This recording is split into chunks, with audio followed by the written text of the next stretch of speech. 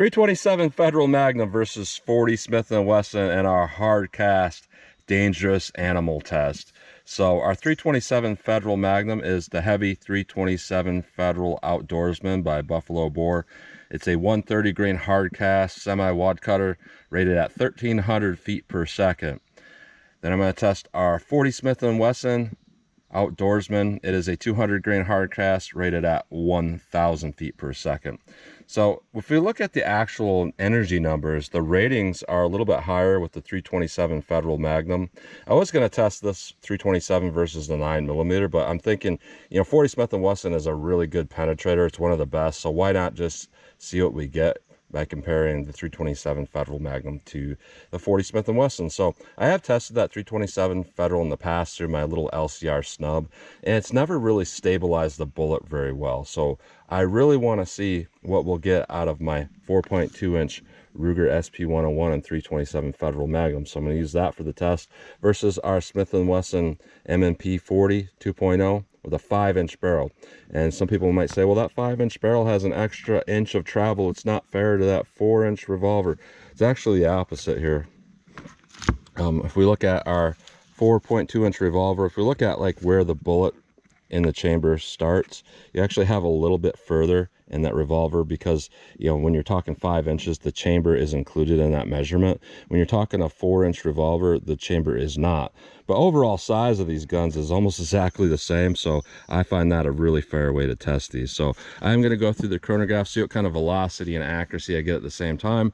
Then I'm going to do my big dangerous animal ballistic gel test. So essentially what I'm doing here is a double test, a double thickness of what I normally do. And what I normally do is 3 inches of clear ballistics, a 1/4 inch MDF, 16 inches of clear ballistics, another 1/4 inch MDF. So I'm basically doubling everything. So I'm gonna do 8 layers of towel that represents our animal fur, 6 inches of clear ballistics that's going to represent hitting, the start of an animal like a bear or something like that. You got to remember, clear ballistics is roughly a half representation of the density of flesh. So this is really more like hitting 3 inches of something. Then after that, I'm doubling up our rib simulation. Instead of a 1/4 inch MDF, I'm doing a full 1/2 inch MDF. Then 32 more inches of clear ballistics, then another 1/2 inch medium density fiberboard at the back to represent hitting like ribs on the other side of a big dangerous animal, and then some more clear ballistics. So we'll do our big dangerous animal clear ballistic test. And also we want some reference here, so I'm going to do the everyman reference. Brought up my 4-inch barrel 9mm pistol, my Ruger Security 9. I'm going to run some Hornady Critical Defense and some Gold Dot Plus P through this test to see what that does, and then we'll have some idea if these 40 and this 327 really penetrates a lot better. So we'll do that ballistic gel test, and then I will shoot at the steel target to see what kind of practical accuracy and shootability I can get with these. So let's get started with this test. All right, first up we have our 40 Smith & Wesson 200 grain hard cast. This is rated at 1000 feet per second. I'm not sure exactly what barrel length they use to achieve that velocity, but on my 5-inch M&P, let's see how close I get to that 1000 feet per second.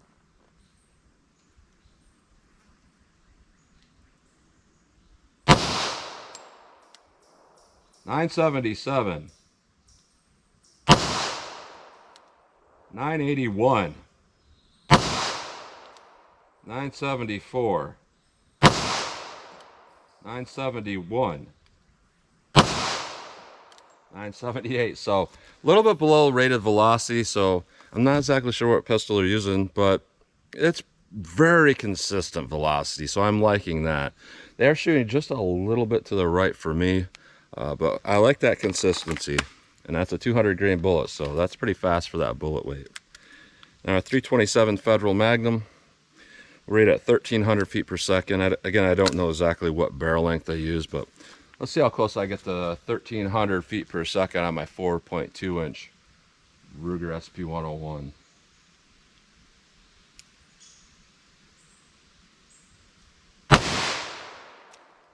$1279, $1257, $1271, $1260,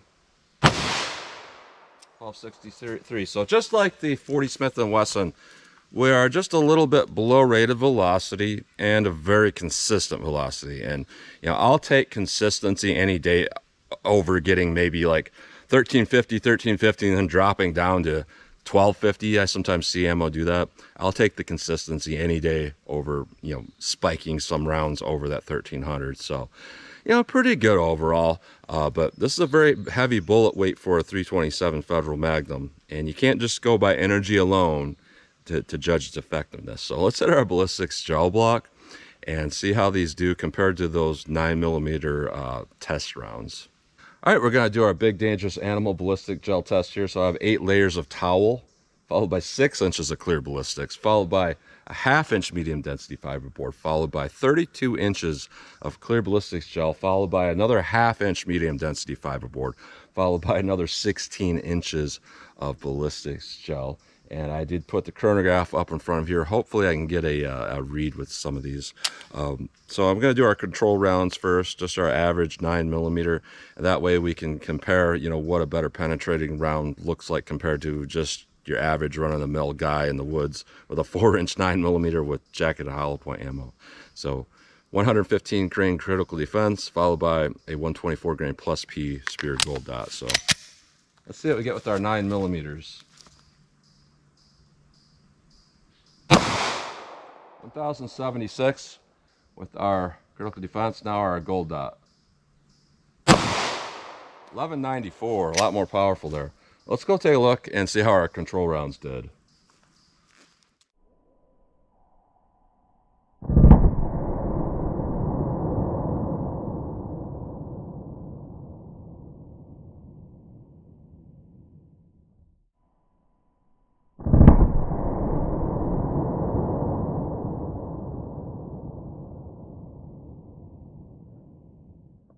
All right, so honestly, a lot better than what I would think these would perform as. You know, our our critical defense actually did expand a little bit there, and you know, but its penetration was definitely limited. But I'm actually really surprised at how deep it actually went after going through a full 1/2 inch of rib simulation there. So with our critical defense, we went to about 11.5 inches. I know from this camera angle, the parallax is going to skew that huge. It's going to look like I'm off by a couple inches or something. But yeah, we're right there at 11.5. Now, I'm really impressed with that gold dot, to be honest here. 16.5 inches of penetration after going through all of that. That's really, really impressive for a 9mm. It really is. So let's hit this with our hard cast 40 and 327 and see if it does better than these 9mm jacketed hollow points. All right, first up, we'll hit that with our 40 Smith & Wesson 200 grain hard cast, and we'll go take a look. So 40 Smith & Wesson, see what this does.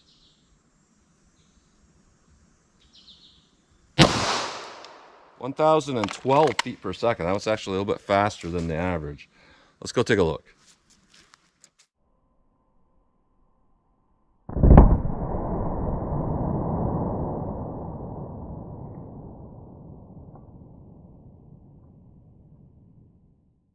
All right, so not nearly as much penetration as what I thought I was going to see here. Not even close. Pull out a rib simulation real quick here. Our 9mm went through right there. Our 40 almost looks like it's keyholing. So there's enough destabilization going on there to cause some issues already. That surprises me. Now our 327 has that semi-wad cutter type nose, and that might actually help to stabilize this thing a little bit better. But it's really hard to compare this exactly to my other testing because I'm using twice as much rib simulation. But what we got going on there through 2 rib simulations is about 22.25 inches of penetration. So I guess it's not terrible, but I was thinking we were going to get a lot more than that considering it's a 40. And you know, 40s and 10mm typically penetrate a lot. And this one didn't penetrate nearly as much as I thought it would, potentially from keyholing. I would like to take another shot, but I'm not sure if I should just because there's not a lot of room in there. But let me try it one more time. I might hit this other bullet and see if that improves it. All right, I'll give that 40 one more chance. See what we get. 1012 again. Let's go take a look.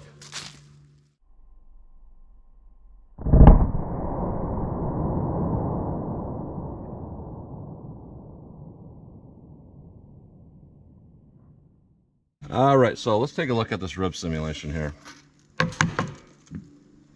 And like I was thinking, our first shot keyholed through.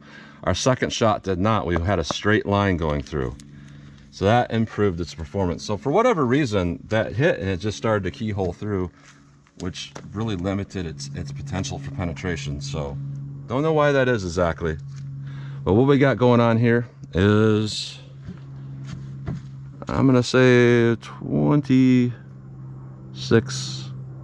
and 3/4 inches, real close to 27. So a little bit better, but not great. Let's hit this with our 327 Federal Magnum now. All right, 327 Federal Magnum. I'm gonna try to place this right where I think I need to place it. Let's see what we get with our 327 Federal now.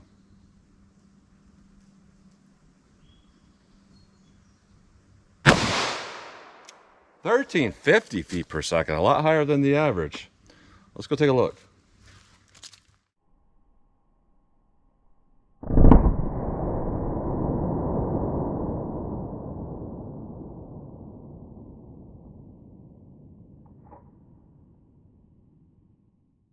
Wow, that went really far. I'm not going to shoot this again because that was moving straight, because it'd have to be moving straight to go as far as it did. And a straight hole right through there with our 327 Federal. So that penetrated way more than what I expected to ever see with something like this.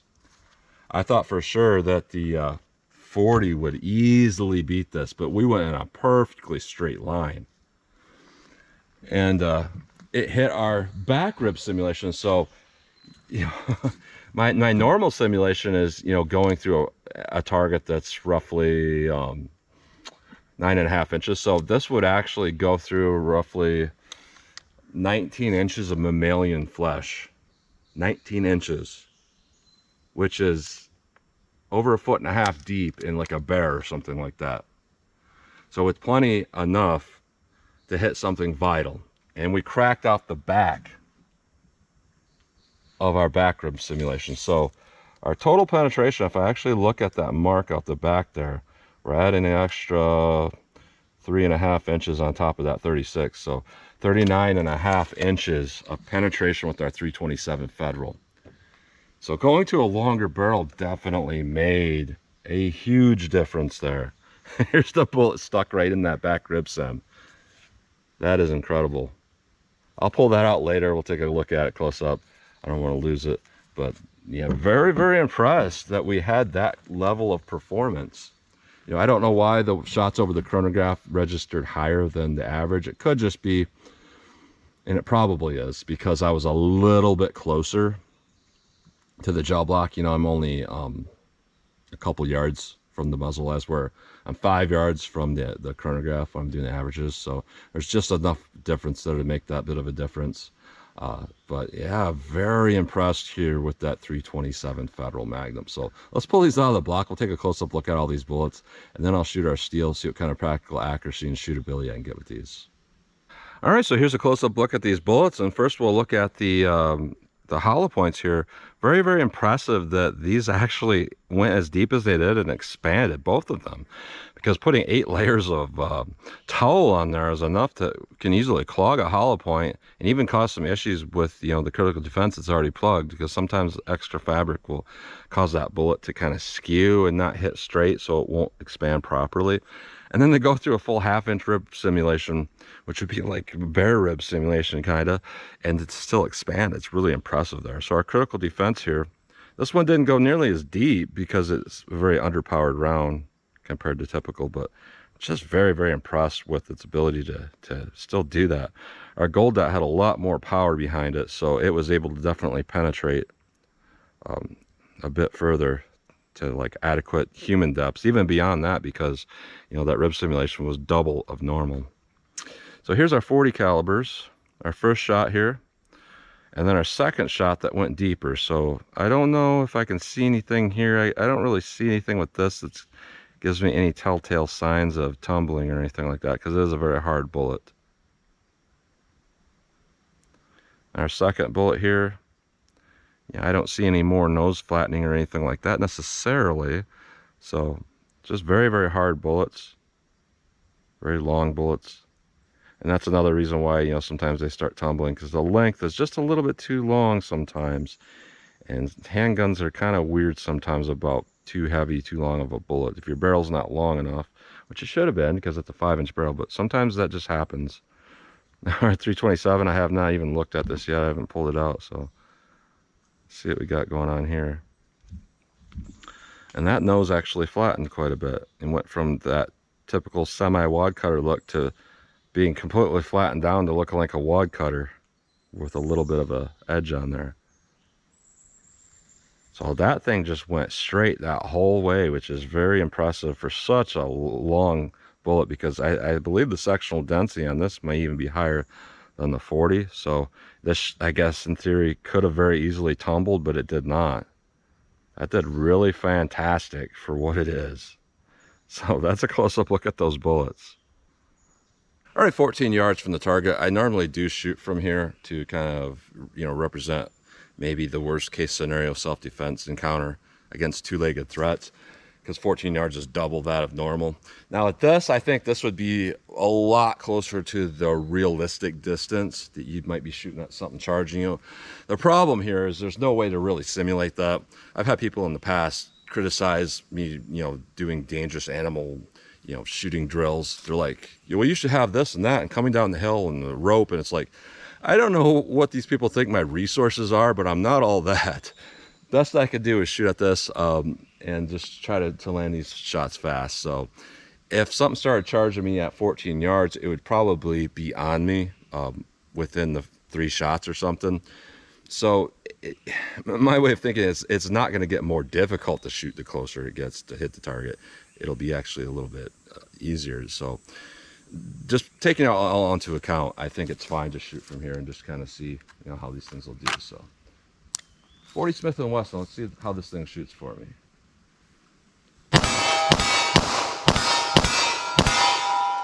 All right, I did pull one off the target. They're shooting a little bit right for me, just the way they were shooting slow over the chronograph. And you know, I don't know how I managed to miss one, but I was trying to kind of simulate in my mind, not just popping them off, but really kind of slow down and hit that target. Because when you're talking a dangerous animal, it's not shooting back at you, so you have just that slightly more amount of time to try to place an effective shot than if you're trying to like not be hit by gunfire. So I tried to slow it down just enough, and I still missed one. So let's see what I can do with our 327 Federal, see how this thing feels for me.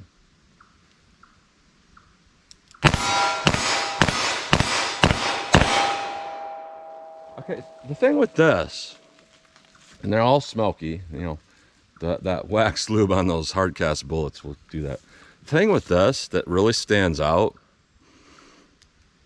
is there's less recoil out of this than some of the hot 38 plus P Buffalo bore and underwood loads out of my 686. You know, this has very little recoil. I can't even describe what it's like. It's very, very little. It's, like I was saying, a really warm 38 plus P, or let's say a really lightly loaded 357 Magnum out of my 686. It's different type of recoil though, so that's why it's so hard to describe it. Like the muzzle rise is roughly like a 125 grain 357 Magnum out of my 686. And you got to remember, this gun is 10 ounces lighter than that, so that's impressive on its own. But the actual recoil in my hand, the felt pounds, all of that is way less than a 357 Magnum. So that's why I say overall the recoil is kind of like a warm 38 plus P. It's just very pleasant to shoot, and I'm really impressed with its ability to land shots quickly because there's no recoil, but still get that level of penetration in the gel. That's really, really impressive. So So let me back it up and see how these shoot from some more distance. All right, 75 yards from the target. So from this distance, I look at these more of like an SHTF hunting type round. Now, I definitely would not be trying to hunt some large, dangerous animal from this distance, because I don't think it would do particularly well in that type of use. But, you know, I think I'd make a pretty good medium game type load, because from this distance, I think both of these would probably pass right through something like the size of a white-tailed deer, through and through, I would guess. So I just want to shoot kind of slow and see how these things will do for me from 75 yards. So let's see what I can do with these. 40 Smith & Wesson.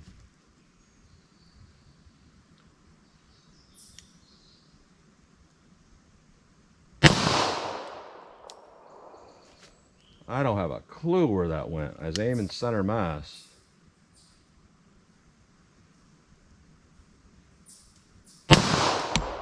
All right, so these are shooting really, really high. I was thinking maybe it shot high.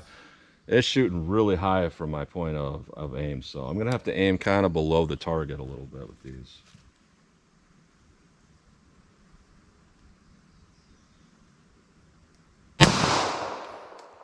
And that one hit really far right for me.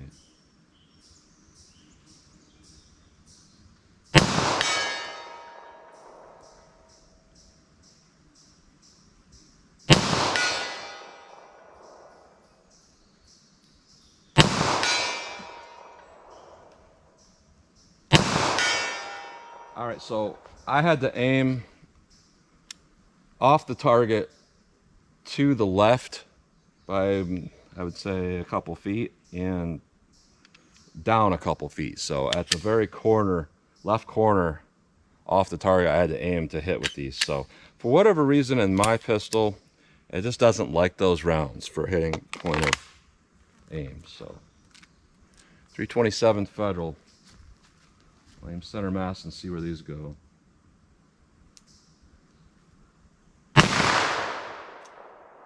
No clue. Let me go single action and try to keep an eye on where this is going. I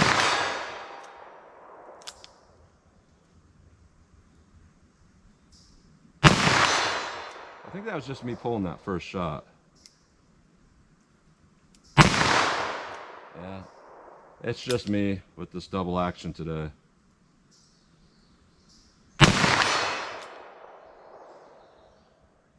Because if I'm hitting all single action, case ejection's a little bit difficult with this, which is not normal for this revolver, because they normally eject out really easily. So, like I was saying, it's going to be me today, because if I can hit single action while I'm aiming in the same spot as I am double action, but I'm missing double action, that just says it's me in this trigger. Let me try one more double action.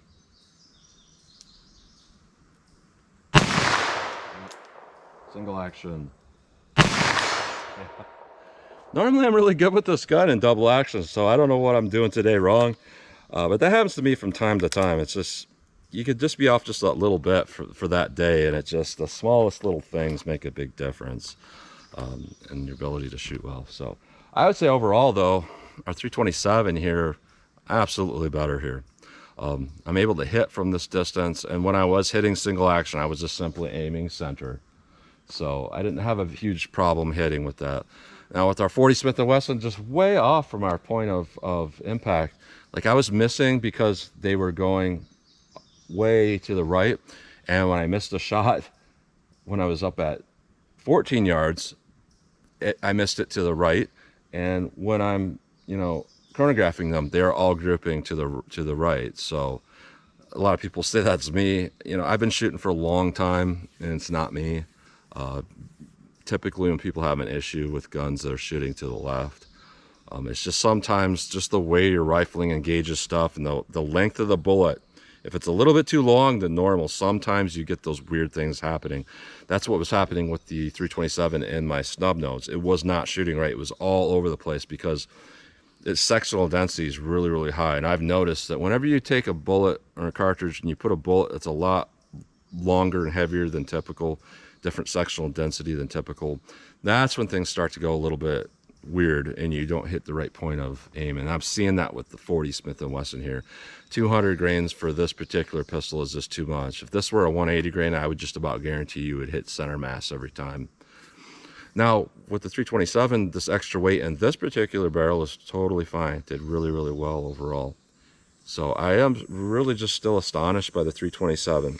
Now a lot of people will say, well, that doesn't mean anything because, you know, the caliber's so small. The 40 is still going to do better even if it didn't penetrate far enough because it's a bigger bullet. I can't confirm or deny any of those claims, but what I can say is if I had to pick one of these two for personal defense against something dangerous, yeah, it'd be hard to not carry the 40 because it's got higher capacity. But if you, let's say you had a 6-shot, let's say I had my Smith & Wesson Model 610 and 10 millimeter, and the only ammo I had was this 40, and I had 6 shots of that, and I had to carry also 6 shots of the 327. I'm going to pick the 327 because it did better. So very, very interesting test, and I'm really surprised at the good performance of the 327 today. So that's what you get today. So as always, comment, share, and like, and thanks for watching.